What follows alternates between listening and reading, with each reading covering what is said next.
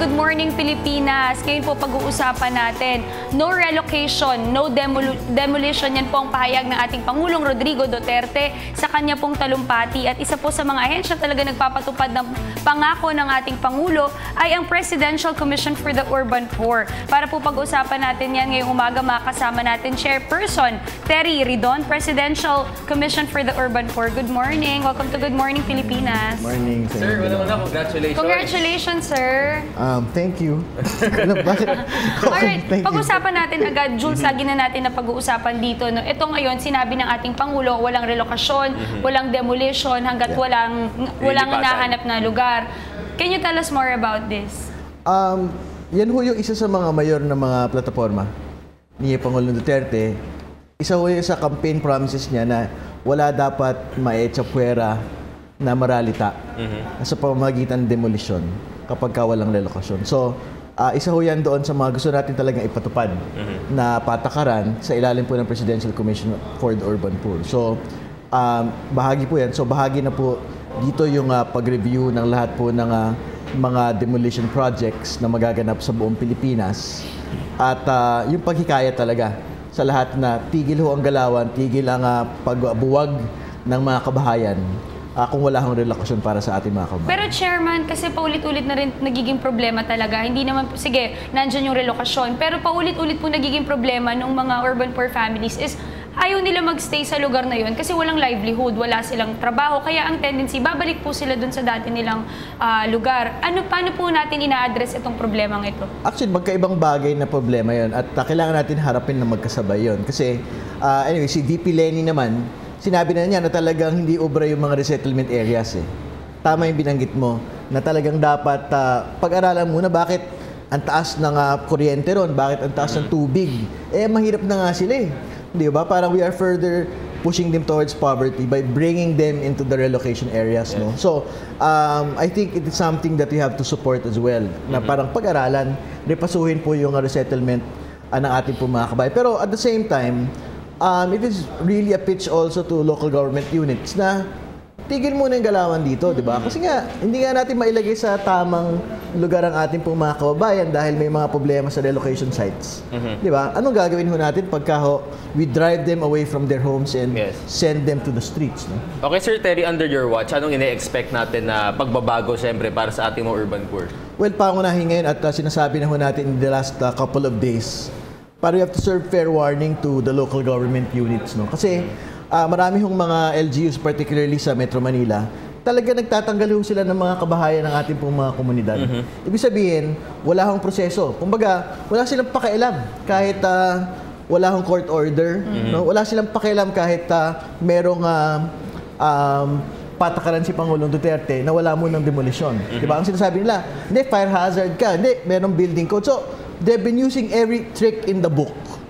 And that has got to stop today. No? Okay. So, that is among yung first priorities ng ating pong komisyon sa ilalim po ng ating pamumuno. Chairman, gusto rin namin malaman, isa rin po sa nagiging problema o kaso ng problema sa mga ganito, mga relokasyon na nagaganap, yung mga inililipat po, tendency, ang ginagawa nila, ibinibenta po nila yung kanilang lupa o yung lugar na kanilang nilipatan. Sa iba, minsan pa po ay pinarerenta. So, ginagawa po nila itong business. Sakaling mahuli po natin sila sa administrasyon po ng ating Pangulo, ano po yung maaring may penalty po ba sila o meron po ba tayong gagawin sa kanila? Well, malaking usapin yun. Pero we have to get to the root of the problem kung saan the reason why they're forced to rent it out or make it as a business is simply because malayo ho talaga yung mga relokasyon na yan doon sa mga lugar ng kanila pong pinagtatrabahuan, lugar po ng kanila pong kabuhayan. So, I think for as long as we have not addressed the question on livelihood and employment along those areas, no?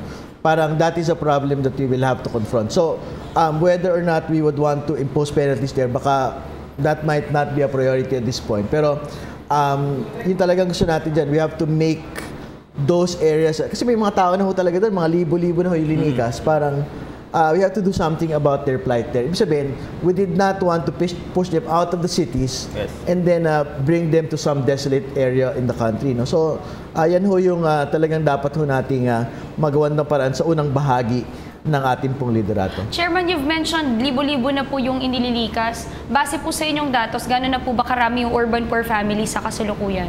Well, ngayon ho, daan-daang libo ho ang pinag-uusapan ho natin. In fact, at sa ilang bahagi lang po ng Metro Manila ho yan. Ano? In fact, dun sa mga major development projects katulad ng yung Laguna Lakeshore Development, na nakaamba. No? Parang we're talking about 500,000 families that might be pushed out of their homes. Families yun. O families, no?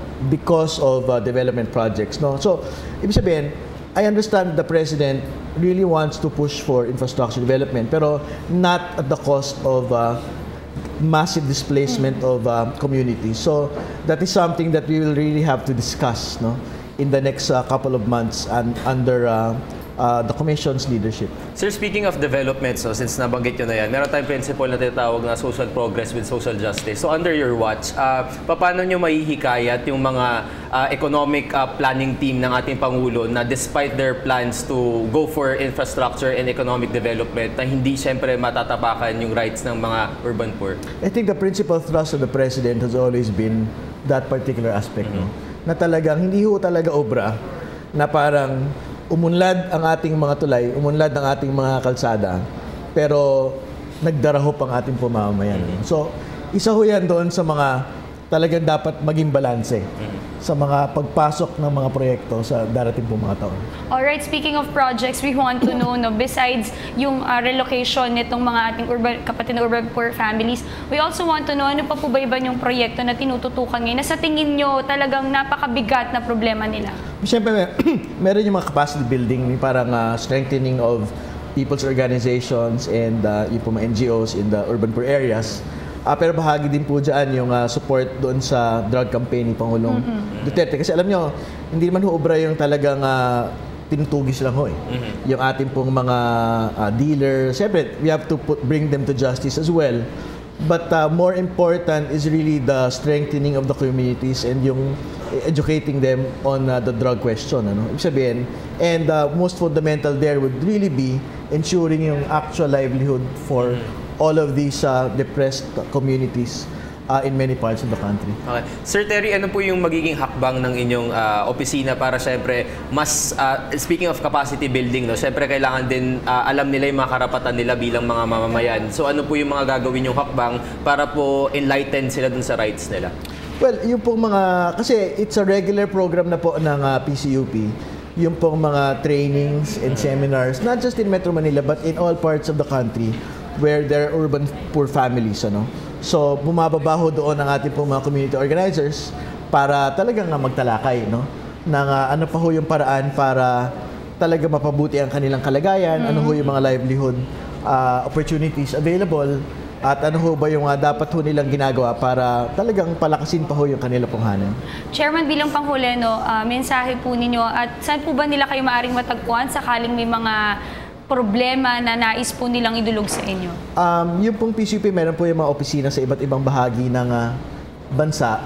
At talagang meron hong malakas na social media presence ang PCUP. So meron hong Facebook page ho yan. In fact, meron din ho ang Twitter account ho yan. So talagang malalapitan ho yan. And I think readily available naman po online yung pong mga contact details. And we have yung Public Action Center in the main office itself and in the regional offices para pwede pong puntahan ang ating pong mga kababayan. Alright, ayan. Anytime, pwede nang lapitan ang ating mga kababayan sakaling may mga problema sila at readily available naman po ang kanilang contact numbers sa website. Maraming salamat po. That was Chairman Terry Ridon ng Presidential Commission for the Urban Poor. Thank you so much for joining us this morning. Thanks. Good morning. Alright.